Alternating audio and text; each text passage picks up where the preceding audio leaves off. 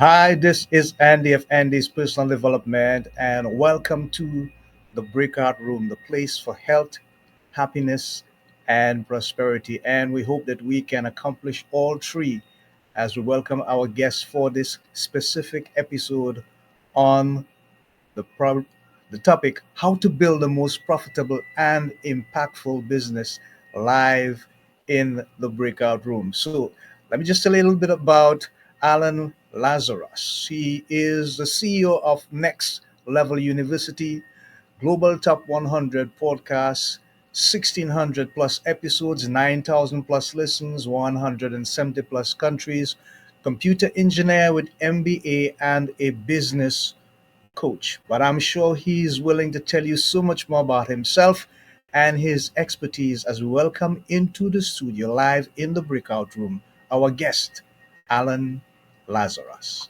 Welcome. Hello, health, happiness, and prosperity. And you Those mentioned two. personal development. So Yes. I'm a big fan of all of those things, especially personal development. So it's going to be good. Ah, wonderful. Thank you for being here and for agreeing to share the time with us and your expertise in the breakout room. So, Alan, let's start on a light note.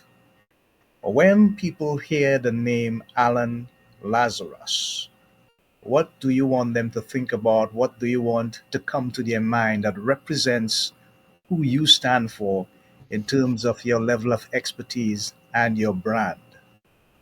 So I would say holistic success. So not just being great at one thing, but being healthy, wealthy, and in love. And I think personal development, self improvement, holistic self improvement. Okay, great. How did you find your niche in terms of your choice for your career, your calling, whatever you choose to name it? How did you discover your niche?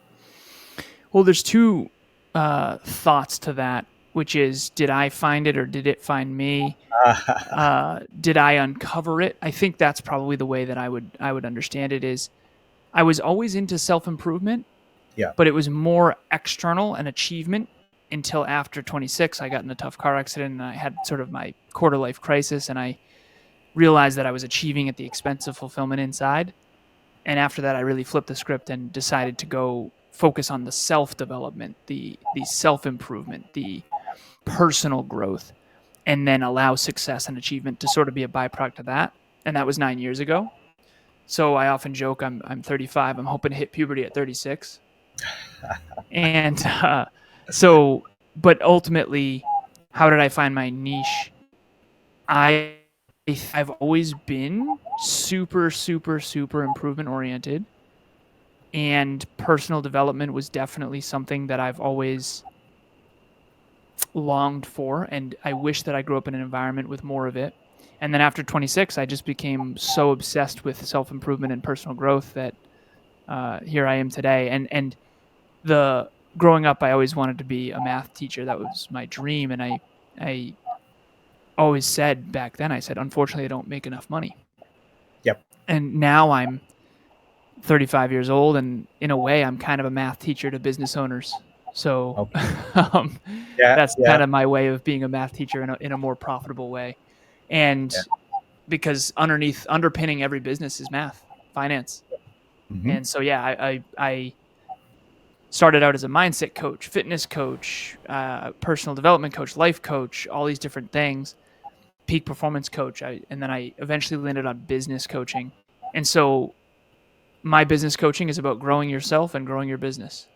That's it. Yeah. That's my Yeah. niche. Yeah. Yeah. Yeah. Great. Wonderful. Thanks for sharing, Alan. In terms of what I'm hearing from you, I get the picture. Life is basically a numbers game.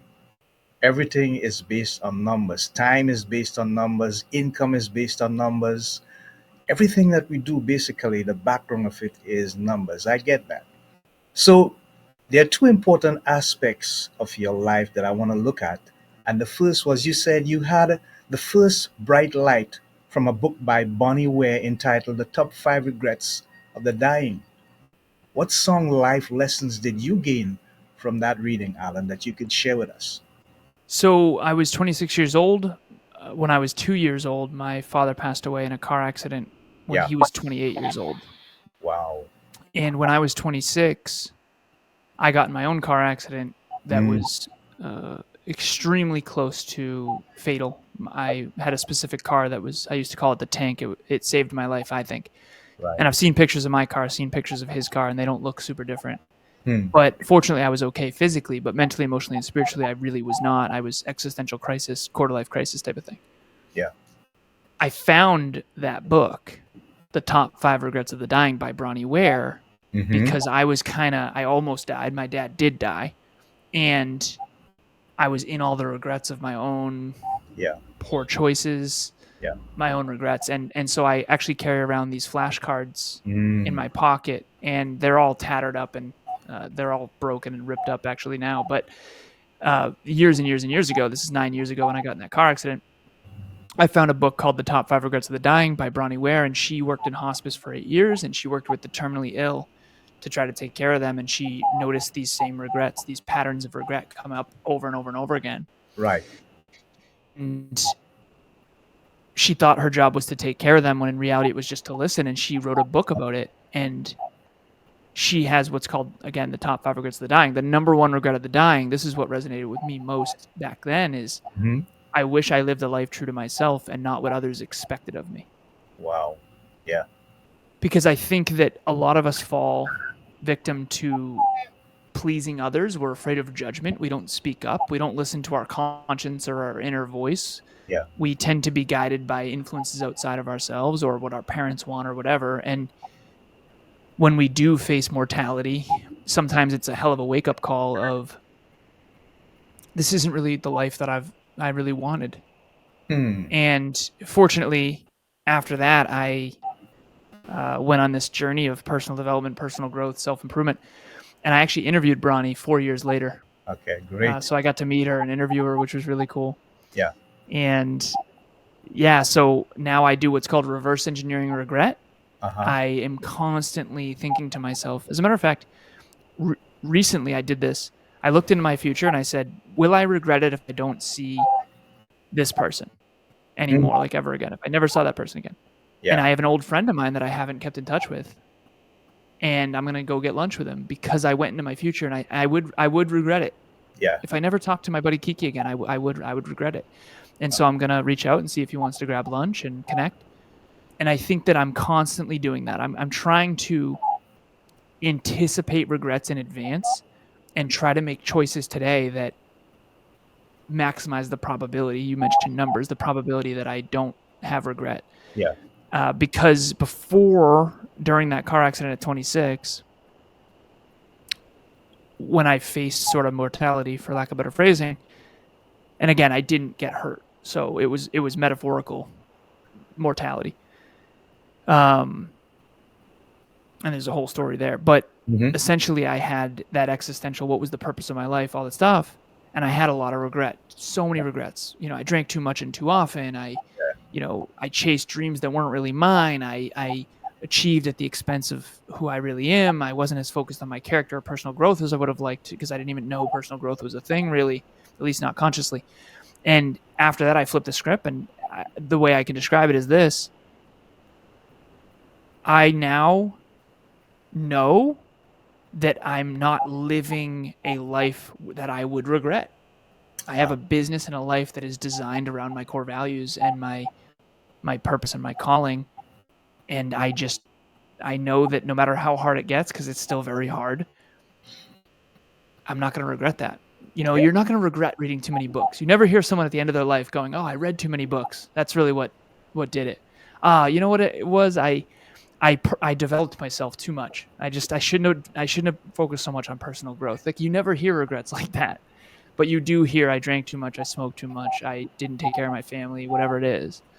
Um, so yeah, Yeah. Wow. I feel the passion in your voice, Alan. That is so real. And I guess it can be something that a lot of folks can resonate with. I'm glad that you focus on personal development and really finding a way to develop yourself and your true values and stick to them as much as you possibly can. That shows a whole lot of maturity and a desire for excellence is how I would describe it. And then there was this TEDx talk by Tony Robbins. Tell us a bit about that and what impacted you the most from that experience. Yeah, so the TED Talk by Tony Robbins, you can look it up. It's Why We Do What We Do, Ah, and in my opinion, it's the best TED Talk out there. okay. But that was my first, the first time I was exposed to personal development, personal growth, self improvement in a way that really landed. Right. It really, really landed, and the whole idea is why we do what we do, and exploring your mind and why you're making the choices you're making. Explore your past, explore your present, understand what you want in the future. And a lot of people think, well, just be present in the moment. And I think that's not great advice. I think you need to learn from the past, enjoy the present, and focus on the future. Some people are overly focused on the future and they're always anxious and they're always worried and they're never in the present. And then some people are always in the present, hoping they're going to end up somewhere great in the future, but it's completely undesigned. And then some people dwell on the past too much. So I think past, present, and future all have to come together. And I think that TED Talk was my first real, holy crap, this is what I want to spend the rest of my life doing, which is just, I have it written in the corner of my room, actually, my office. You are here to maximize your own unique potential and to help others do the same. Yeah. Everything else is secondary. I And love that's my note from my highest self to my human self. yeah. And that's really, I mean, even right now, right? It says how to build the most profitable and impactful business. But what are we talking about? We're talking about self-improvement. We're talking about Mhm. maximizing your potential. Yeah. And so whether it's business or any podcasts I go on, that's why I'm here. That's what I'm about. And that TED Talk was sort of the first exposure to where I really uncovered what I want to do for my career versus just being a computer engineer, even though Yeah. I did enjoy that as well. Yeah, I love it, Alan. Thank you so much. What is one of the major challenges that, and this is basically from your experience, more or less, when you started in business, as well as your current coaching experience, in terms of how people build a business that can be sustainable, profitable, and indeed impactful? What is one of the major challenges from your experience that you recognize people face?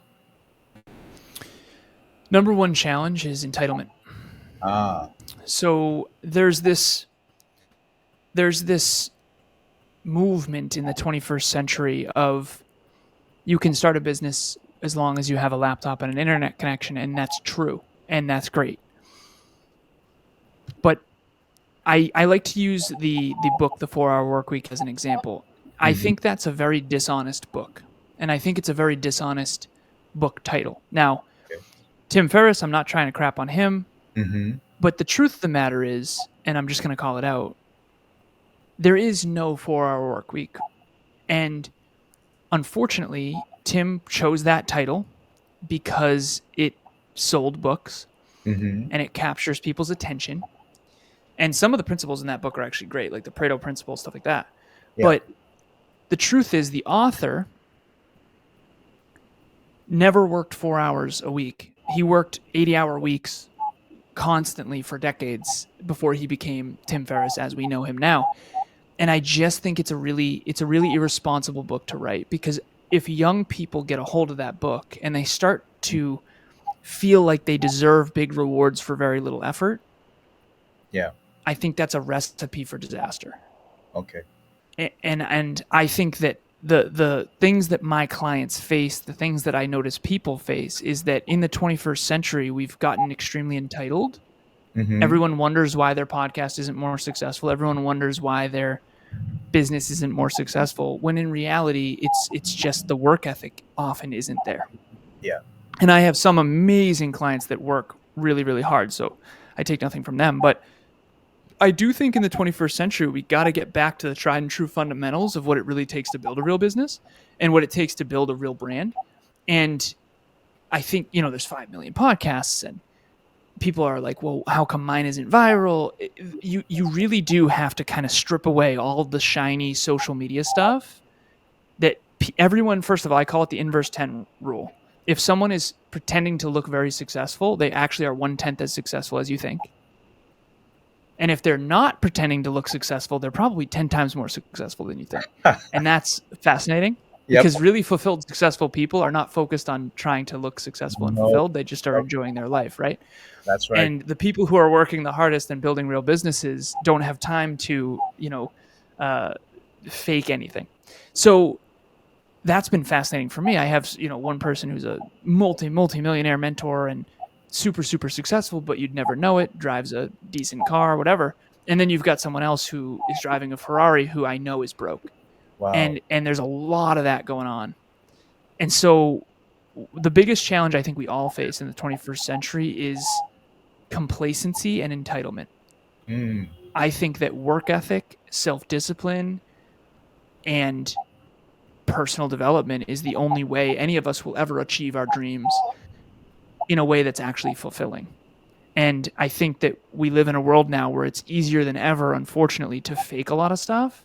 Yeah. And unfortunately, what that does is it's deeply unfulfilling. And I've fallen victim to that too. I mean, in my early 20s and all that kind of stuff. So the tried and true fundamentals are always what matters. They're always what's going to matter. And I think the question that I like to ask everybody is there's this great book by Morgan Housel called Same as Ever. And there's this question that I always ask myself. I always ask my team. We have a 21-person team. And I always say, what was true 5 years ago that's also going to be true 5 years from now? Design your life and your business around that. Don't design your life and your business because Clubhouse is hot right now. Yeah. It's very important that you have a train and a through line and a business and a passion and a purpose for a profit that is aligned with who you aspire to be and who you actually are, because otherwise you're just not going to sustain it long enough to make a real dent. And most likely success will take a lot longer than you think if you're optimistic. And if you're not optimistic, you probably won't start a business because you don't believe you can. And in which case you need to believe in yourself more. Yeah. Wonderful. Thank you for sharing, Alan. In terms of being consistent and maintaining focus, how do you advise people to just don't pay attention to all the muck and all the stuff that is going around and basically keep their eyes on the goal, the thing that really drives them to the place where they can eventually achieve the success? With regards to the information I see here, it is phrased this way: with all that you do, how do you stay in alignment with overwhelm? And I guess that's what I really want to get to at this point. Yeah, I think, and I appreciate the question. I think the first answer I would give with that is I think success is kind of like a seesaw. Yeah. Uh, on one end, you have being down and out, struggling with overwhelm, being under pressure, being up against it, struggling with self discipline, having a hard time. And then the seesaw flips, and all of a sudden, you're like successful and the harvest, and all of a sudden, you see the fruits of your labor. But the lag time between those two is so big. Hmm. It's so big. So Kevin and I in our business, and we were definitely broke in the beginning, but we started to build a real business, and we had a really big month. We had a $74,000 month. And for us, that was big. For businesses globally, I don't think that's a big deal. But for us, that's a really big deal. And for a podcast, that's a really big deal. But I told Kev, I said, don't let this get to our head. This has nothing to do with what we're doing right now. This has everything to do with what we've done for the last 6 years. Yeah. So unfortunately, when you mention the word focus, Mm-hmm. it's by far the most important skill in the 21st century. People who can't focus are in so much trouble. So you have to practice it. And I call it a skill because it really is something you have to practice. I struggled with focus so much until I got really back into fitness. And then that's one of the reasons why weight training is so important, because when you're under heavy weight, you have to focus. So it trains your brain how to focus again.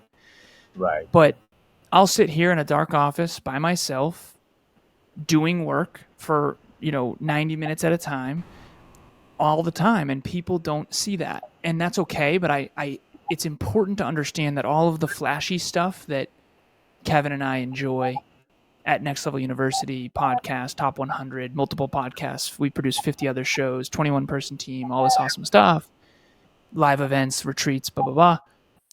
It's built one brick at a time behind the scenes. And so how do you deal with overwhelm? You realize, number one, it's par for the course. The only way to reach a new level is to take another level of responsibility in advance. And as the CEO of Next Level University, it's cool to be CEO, but it's also the responsibility. It's my responsibility to make sure we're successful. Yeah. So when payroll comes at the end of February, I have to make sure we have enough money in the bank. It's real cool to say CEO. It's real cool to talk about goals and dreams, but when it comes to actually achieving them, it's actually pretty brutal. Hmm. It's like really brutal, actually. And I used to think everyone should be an entrepreneur and all that kind of stuff. That was back before I knew the difference between like entrepreneur type people and people who really tend to be on the more complacent end. If you are certainty driven and you do need consistent income to feel certain and secure, do not be an entrepreneur. Please, please, please do not do it. If you can't, if you cannot handle the idea of working for someone else, and you cannot not have complete control over your own time, then you probably need to be an entrepreneur. Mm. And you know what's cool about when I know someone should be an entrepreneur when they don't want to. Okay. It's like I don't want to be an entrepreneur, but I feel like I have to. I feel like I'm supposed to, versus someone who's like, oh, that would be really cool. If you're one of those, oh, that would be really cool, you're in so much trouble. And I'm telling you this because I care. Okay, great. It's not cool. It's a 21 person team. That sounds cool, but really think about that for a second. Mm. That's 21 families. That's 21 individuals that NLU is providing for. That any one of them goes down, and it's my responsibility to make sure everyone's in their challenge skills sweet spot, everyone's aligned, everyone's got their goals and dreams, everyone's doing their thing, and the emotional engagement of the team, and everyone's getting along, and the culture, and who's a good fit, and what their position, their roles, responsibilities, all that.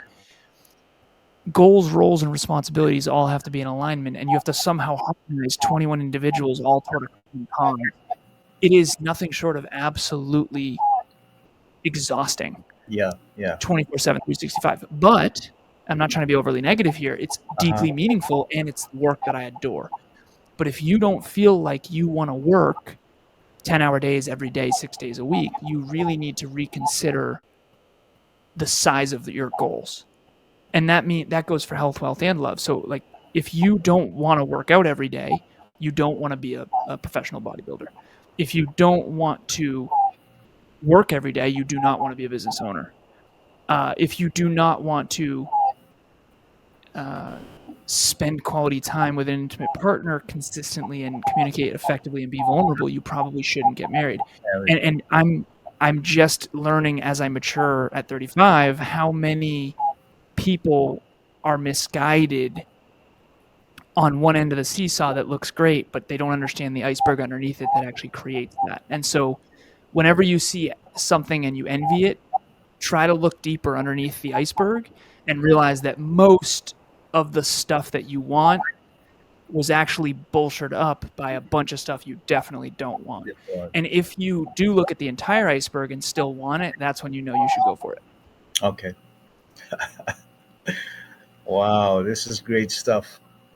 And it leads me to the next question, Alan. How do you really define the difference? And there is a difference between fulfillment and happiness. Or do they somehow kind of complement each other? So you had mentioned at the beginning health, happiness, and prosperity. Yep. And I think that when people think of happiness, I think it can be very confusing. And for me, the pursuit of happiness, are you happy? I never fully bought into that. And when I was younger, I was trying to, and this is kind of the story of where this started, but my mom came to me one time in my early 20s and she said, "Why does intelligence matter so much to you?" Mm. And she said, "Why isn't it enough to just be nice?" And at the time, I thought that was a pretty ignorant question. But what's the difference between a smartphone and a dumb phone or a regular phone? The smartphone is more capable. And so, to me, as much as I might get villainized for saying this, intelligence in the 21st century is the most important thing. And if you want to have choices and design a life you love. And we're all born with different potential. We're all born with different opportunities. I understand. I grew up very, very poor. I didn't know how I was going to go to college, that kind of thing. But when I looked around my environment growing up, I got really scared. Hmm. Yeah. And the reason I got really scared is I grew up in a very, very, very, very challenging environment. So, father passed away when I was 2. I had a stepfather from age 3 to 14. He left when I was 14, and I haven't seen him or any of his family since. We didn't spend much time with my birth father's side of the family because my real last name is actually McCorkle. Okay. And we were sort of pretending a little bit that my stepdad was my real dad, so I changed my name to Lazaros. And we didn't see my birth father's side because of that. Wow. So luckily they allowed us sort of back and Huh. with open arms after my stepdad left. But Yeah. then my mom got in a tough fight with her sister, and we kind of got ostracized from her side of the family too. And my grandpa had passed away at that point, and so he didn't really bring us together. So by the time I was 14 years old, and I didn't understand this at the time, but I've since done therapy and really reflected, I kind of lost 3 families by the time I was 14. And my sister had moved out too, so it was just me and my mom in that house. And we, when my stepdad left, he also took 90% of the income. So we went from pretty well off to I get free lunch at school now. I don't know how I'm going to go to college, even if I do get in. And I'm shopping at thrift stores like Salvation Army and stuff like that. We weren't going to starve, but it wasn't prosperous, right? Yeah.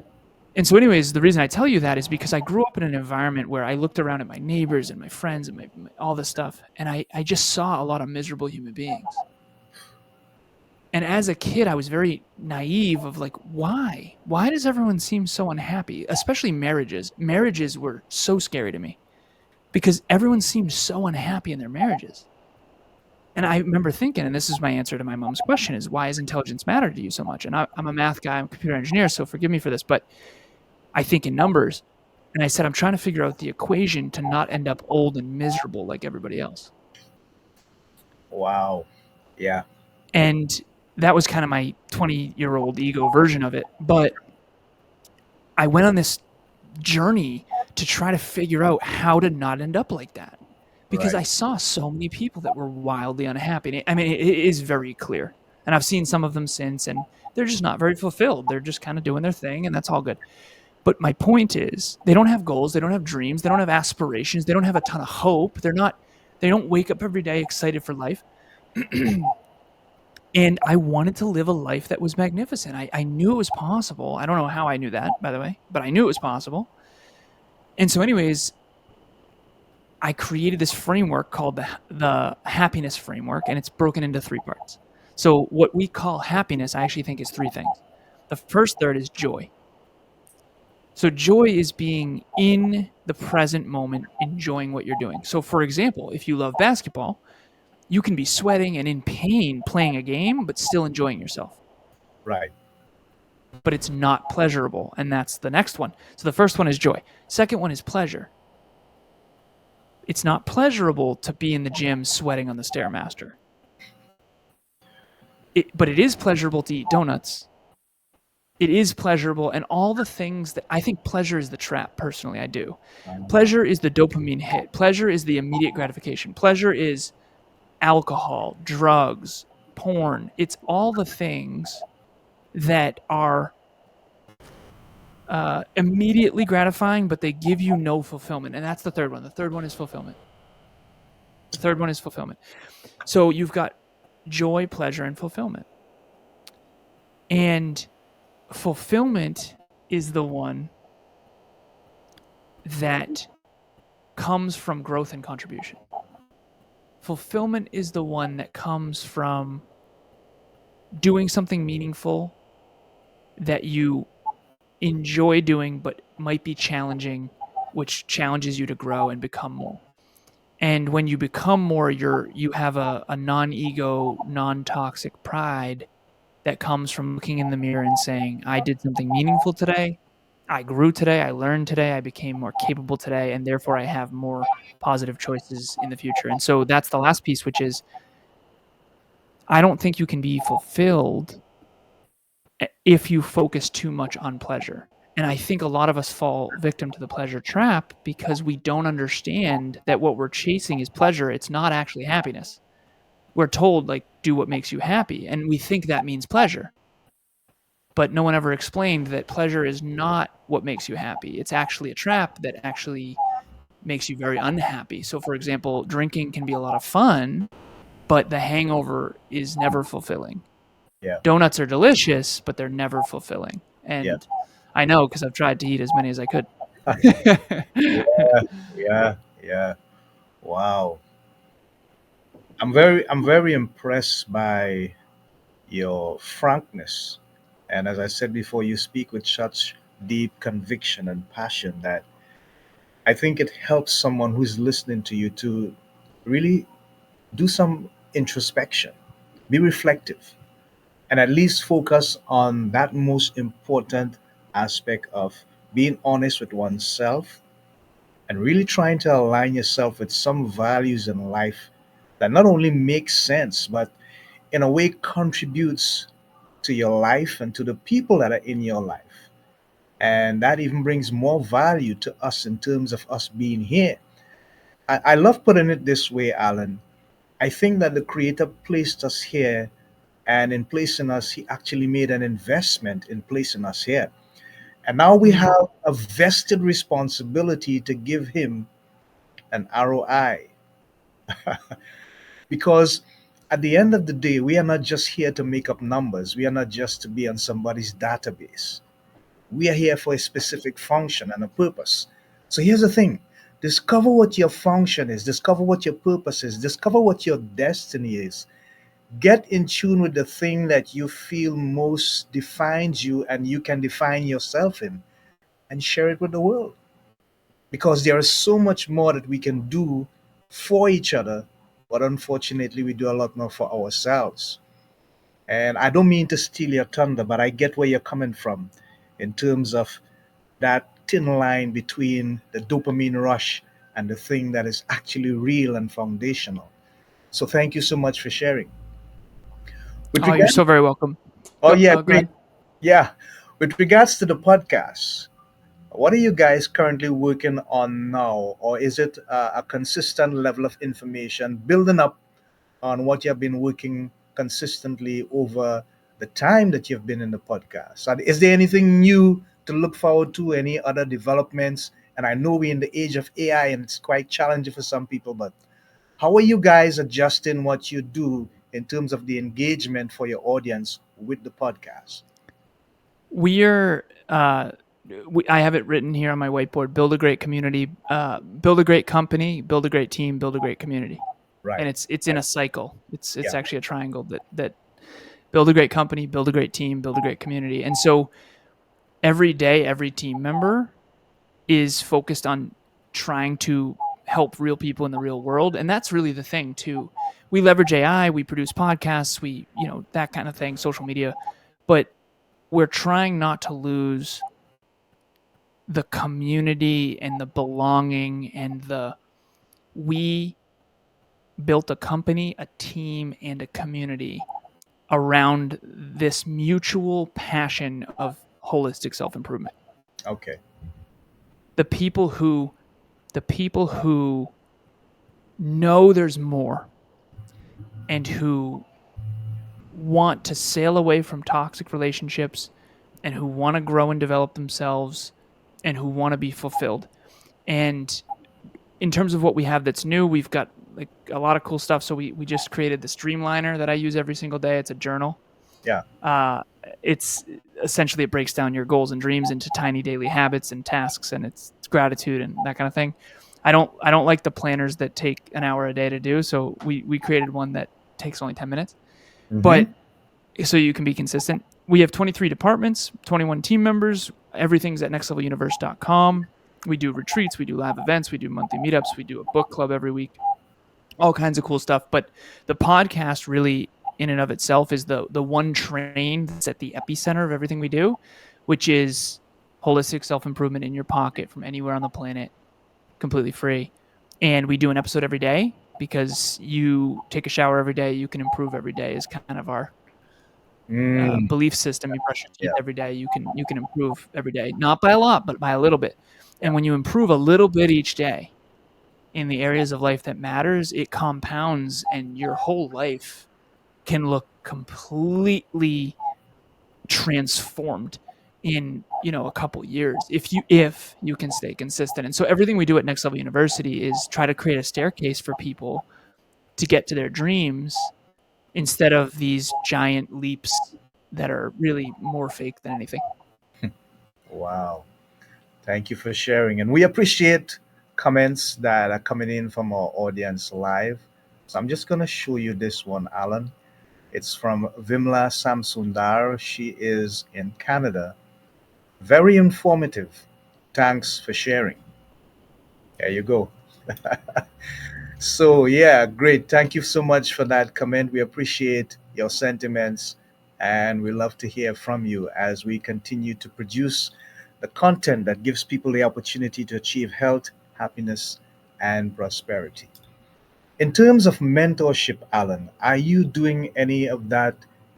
Let's say you're looking at some individual or maybe just one person and you're seeing that kind of potential in them and you're thinking about continuity and you're saying to yourself, I could invest some of Alan in that individual or in this group of people because I want them to sort of continue with the stuff that I've been doing and building on, even maybe in different areas, but nevertheless, I feel like I could mentor these people. Are you doing any such programs right now? Yeah, so we have a group coaching program that has 10 individuals, all like-minded, heart-driven individuals. Uh huh. We always say heart-driven but no BS. Okay. Heart-driven but no BS. And we've been doing it for actually a couple of years now. So we are about to graduate our 13th group. Yeah. So we do it every quarter. It's a 90-day program. Mm-hmm. And group 14 opens, I think, in April 12th, I want to say. I think it's Oh, April 12th. yeah. I want to say. And it's on the website. So if you go to nextleveluniverse.com, it's not Next Level University, it's Next Level Universe, Uh huh. because the person with nextleveluniversity.com is asking for too much money. So we decided to do nextleveluniverse.com. But Okay. it's a group coaching program, team of 10. There's an assistant coach. We've got 6 sessions, biweekly sessions, connection calls in between with the assistant coach, Amy. She's amazing. And it's self awareness, others awareness, everything to help you achieve your goals and dreams and habit track and stay consistent and accountable with the team. That's kind of the cool thing. We tried to replicate what it felt like on a sports team. Mm. Yeah. If everyone can think of a sports team they've ever been on, Yeah. there's something there's something about the accountability of a team and a coach that brings out the best in us. All right. And if you ever think of when you were in the best shape, a lot of times it's when you were on a team, like a sports team, Mhm. Yeah. because you were so consistent and you were so motivated and you were so engaged and so disciplined. So we try to create that same feel in a group coaching program. But the only difference is instead of working toward one common goal, we're all sort of working collectively towards our individual goals. And Yeah. so, yeah, we have a group coaching program, and it's only $97 a month. So Okay. it's for 3 months. So it's a 3 month program, $97 a month. You can pay all up front or as you go. So it's the most affordable thing ever. But thank you for asking. Appreciate it. And thank you for sharing, Alan. We appreciate that as well. What about you personally? Do you have that still voice person that if you are troubled or you need to make a big decision about something, something really important that matters, there's this one individual that you can call on anytime and they're just gonna listen and they know you enough to understand what your passions are, what your goals and visions are.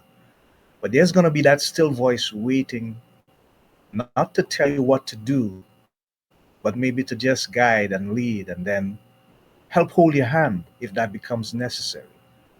Mentorship for you. Yes. Oh, sorry. I thought you were done. I have an answer. I'm so excited to answer. Yeah. So my Yes. beautiful girlfriend Emilia, she is Ah, she's my coach. She's my best friend. She's my mentor. She's my mentee. She's the love of my life, wow. and it's the most magnificent. I mean, if I could have described this relationship when I was in my early 20s, I would have thought this person was lying. I mean, this is we've never fought. We've been together almost 5 years. No raising voices, no storming out, nothing like that. We have our own podcast together. We coach couples together. We're actually doing one later tonight. Right. And it's just magnificent. But she, a lot of people say, well, my wife is always right. And she's not my wife yet, future wife. But she literally is always right. So I look back at my past and I reassess my life. And I had a lot of coaches and mentors and people trying to guide me and all that stuff. And a lot of them were great. And some of them were absolutely full of it. And when you mature in life and you get more knowledgeable and more intelligent, you reflect back, and it's like watching a movie you saw as a kid and you watch it now from a higher sense of awareness, and you realize that a lot of the advice you got was really not good. And Mm, so everyone either goes up in terms of your reverence and appreciation, or down. down. Yeah. Yeah. And let's just say most people are going down. Uh, and again, it is what it is. My girlfriend, every time I reflect, everything she's ever guided me in, to answer your question, has been 100% on point. And Wow. so I'm not saying she's always right because she always needs to be right or anything like that. She doesn't at all. She's actually just unbelievably sweet, and she guides more than she tells. Yeah. But she's actually always been right. So I always go to her whenever I'm in trouble. And then my business partner, Kevin, also is the best listener. And Yeah. whenever I'm frustrated behind the scenes because of someone who's deeply entitled, I vent to him. Yeah. Yeah. Yeah. Hey, Alan, Kevin was an amazing guest on this program, and I gotta mention to him that you guys have some sort of synergy going. You seem to have a lot in common. It's sort of symbiotically driven, and I'm really impressed by that because we need to understand that we ought to be able to complement each other in life, in business, whatever we do. And I'm amazed that you have this incredible relationship with your girlfriend, soon to be wife. It's something that a lot of people are seeking and searching for and just can't find. So hats off to you guys. Great job. Well done. We're about to close off. We're just probably 1.5 minutes away. And what I want to do now, Alan, is give you the opportunity to just say, let's just imagine you have this megaphone and you can speak to almost 8 billion people, roughly, population of the world. It's the only thing they're going to hear from you. What are you going to say to them? uh, Choices. Everything is a choice, Yeah. even when it feels like it's not. Wow. And what you say is a choice, but also what you don't say. Yeah. What you do is a choice, and also what you don't do. What Yeah. you believe is a choice. I always say, think, do, feel, believe.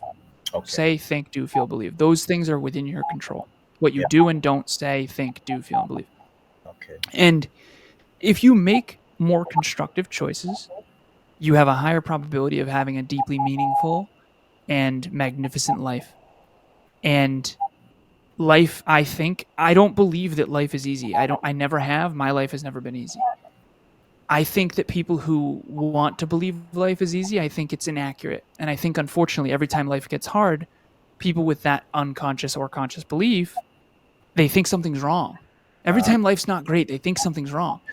Nothing's wrong. Life just kind of sucks. But that's okay, because despite that, you can make it meaningful. Right. And there is hope, and you can have a bigger, better, brighter future. And the alternative is too pessimistic and too nihilistic and too hopeless. And I think believing in yourself and making positive, constructive choices towards your dreams is how the whole world's going to change. Okay. Great. Wonderful. Thank you for sharing. So we're just going to run this ad quickly and then come back and wrap up with Alan in the breakout room. Check out Andy's Personal Development Podcast, available today on your favorite podcast platform. Andy's Personal Development Podcast. Sensitive and engaging, uplifting and inspiring to the point of fulfillment. Many episodes up for you to listen to already. Make sure you subscribe to be notified of future releases. Topics include successes born on both sides of the street, from mess to messenger, empowered women and the road to Moresco, achieving self-actualization through the ninja way, loving after narcissistic abuse, never quit on a bad day, discover your calling through self-mastery, and more. Andy's Personal Development Podcast is geared and designed to meet and fulfill the many instances of our search for answers to the mystery of our life, choices, circumstances, and outcome. We don't have to settle for second best or less. We can empower and inspire ourselves to rise one step higher every day and to realize our true self and potential to a brighter and better day. And in Andy's Personal Development Podcast, they have discovered so much that they must share it all with you, and you can gain the experience of a lifetime. That's Andy's Personal Development Podcast. Stream it today on Apple Podcasts, Spotify, YouTube, Podbean, and more. You can also connect and follow on Instagram at AndyCharles8417, on Facebook at Andy.Charles.393, and on LinkedIn, search Andy A. Charles. That's Andy's Personal Development Podcast. Go stream, download, and subscribe today.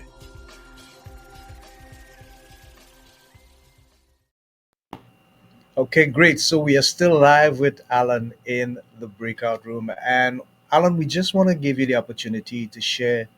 I'm going to help you a little bit on the screen with your contact information, how they can make contact with you, what's the most effective way to get you as maybe your professional services, as a business coach, as a mentor, as someone who can give them good information on how they can build a profitable business and make it impactful, as well as the podcast. So if you are out there and you are into holistic self-improvement, or you want to start a podcast, or you want to start a business, or you want to grow your podcast or business, Kevin and I have dedicated the last 6 years of our life, minimum of 6 days a week, honestly, more like 7, to really figuring out when you have 1,600 episodes, and they're not like little snippets either. These are real episodes. You just make every mistake in the book. And we also coach podcasters and business owners from all over the world. So my youngest client is 18. My oldest is 63, from all different backgrounds. Yeah. And you just learn through trial and error over time what works and what doesn't work in the 21st century too.